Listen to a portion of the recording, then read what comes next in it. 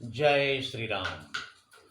ओम वक्रतुंड महाकाय सूर्यकोटि समप्रभा निर्विघ्नं कुरु मे देव सर्वकार्येषु सर्वदा। राम कीन्ह चाहि सोई होई, करे अन्यथा अस नहीं कोई। प्रभु श्री राम जगत के स्वामी, करुणा निधान, जिनकी लीला अपरंपार है। अंगद रावण के दरबार में पहुंच गए हैं और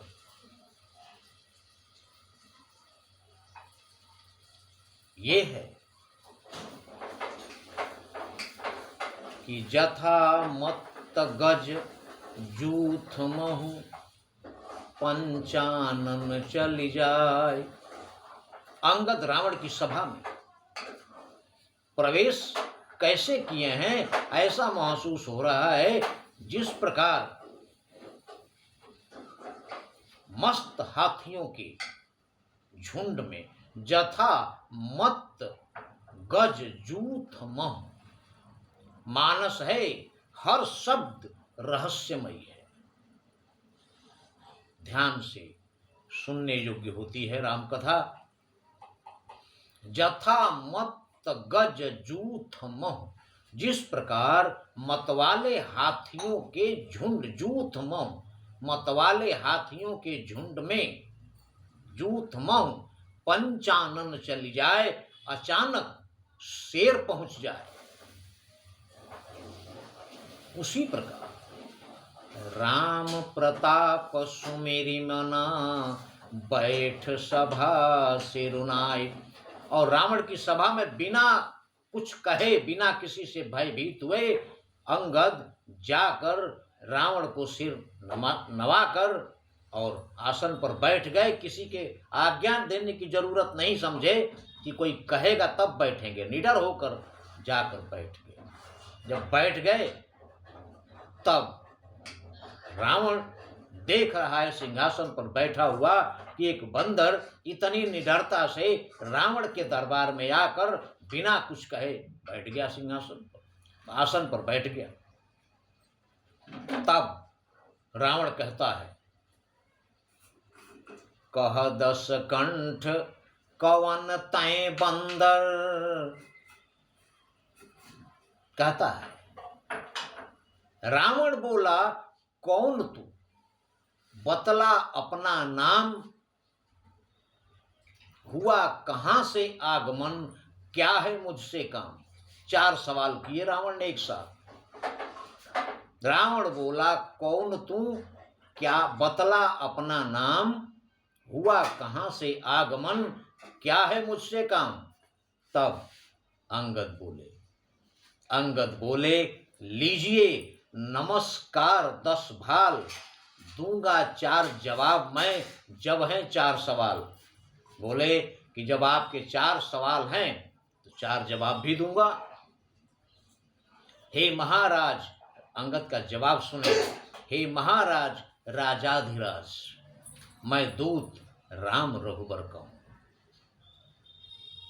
कह लंकेश कवन तय बंदर, मैं रघुबीर दूत 10 कंधर। अंगद कह रहे हैं कि मैं प्रभु श्री राम का दूत हूं।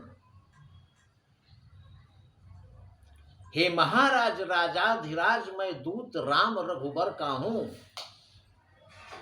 युवराज देश किष्किंधा का, सुत बालिराज बानर का हूं। मैं किष्किंधा का युवराज हूं, किष्किंधा देश का, और बाली जो वानर राज बाली थे उनका पुत्र हूं।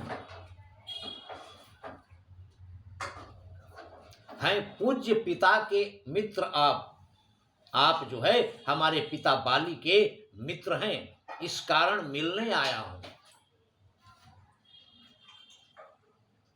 अवसर विशेष के योग्य बात कुछ कहने सुनने आया हूं। इस अवसर पर उचित बात क्या है, उचित काम क्या करना चाहिए, इस बारे में आपसे कुछ कहने सुनने आया हूं।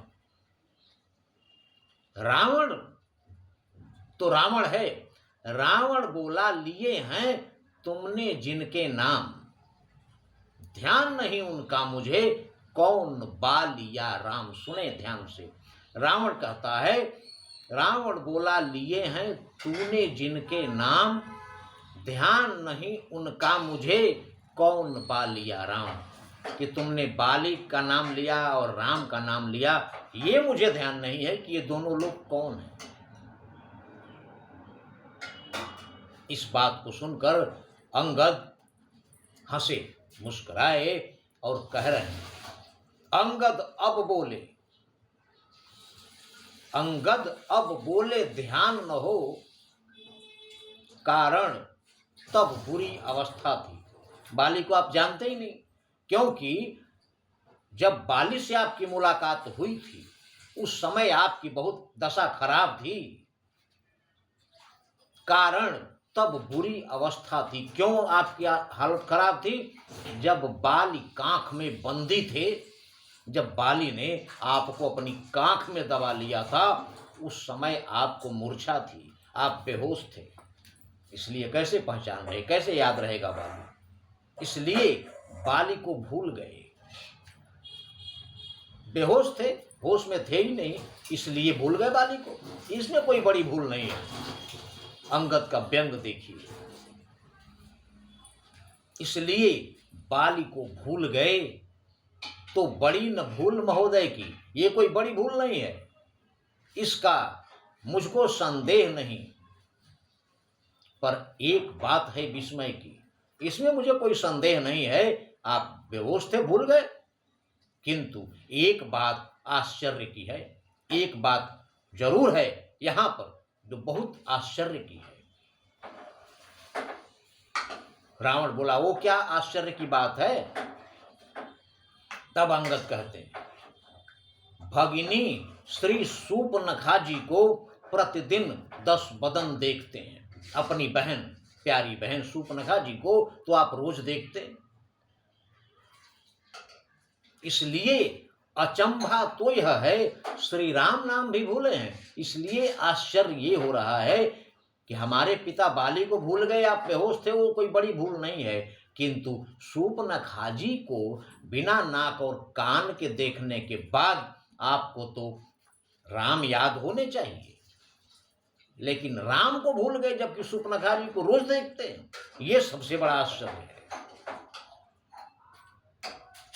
अब जान गए तुम राम कौन, अब समझ में आया राम कौन है। अब जान गए तुम राम कौन, या पिछली और कथा कह दूं, तुम्हें और याद दिला दूं राम कौन है, या पिछली और कथा कह दूं, ले जाऊं ध्यान जनकपुर में, इतिहास स्वयंवर का कह दूं, या इतिहास बता दूं स्वयंवर में क्या हुआ था, जिस धनुष को तुम हिला नहीं सके। उसमें लिखा है, ये बात अंगद ने कहा है और सच भी है। रावण बाण छुआ नहीं चापा, हारे सकल भूप करिदाप। जनकपुर में रावण और बाणासुर ने धनुष को स्पर्श तक नहीं किया था। वही अंगद कह रहे हैं कि ले जाऊं ध्यान जनकपुर में, इतिहास स्वयंवर का कह दूं, बता दूं स्वयंवर में क्या हुआ था। जिस धनुष को तुम हिला नहीं सके, डर से स्पर्श नहीं कर सके, भगवान श्री राम ने वो धनुष उठाया भी और तोड़ भी दिया था। वो है आनंद कंद मर्यादा पुरुषोत्तम भगवान श्री राम। तुम उनको भूल गए। श्री राम राज राजेश्वर हैं, पुरुषोत्तम हैं, परमेश्वर हैं। बानर की तो गिनती ही क्या, अरे बानरों को कौन पूछ रहा है। सुर नर मुनि उनके अनुचर हैं, देवता मनुष्य ऋषि मुनि सब उनके सेवक हैं। उनका ही सेवक अंगदिया, मैं भी उनका ही सेवक हूं। तो उनका ही सेवक अंगदिया कर्तव्य निभाने आया है, इस उल्टी राजसभा में कुछ सीधी समझाने आया। ये तुम्हारी जो सभा है जिसकी मति उल्टी हो गई है, इसको सीधी बुद्धि समझाने के लिए मैं प्रभु श्री राम का दूत तुम्हारी सभा में आया हूं। पूछे हो ना क्यों आए हो, इसलिए आया। रावण त्रिलोक विजेता है। इतना अभिमानी, इतना योद्धा, इतना बड़ा पंडित, सारी योग्यताएं होने के बावजूद भी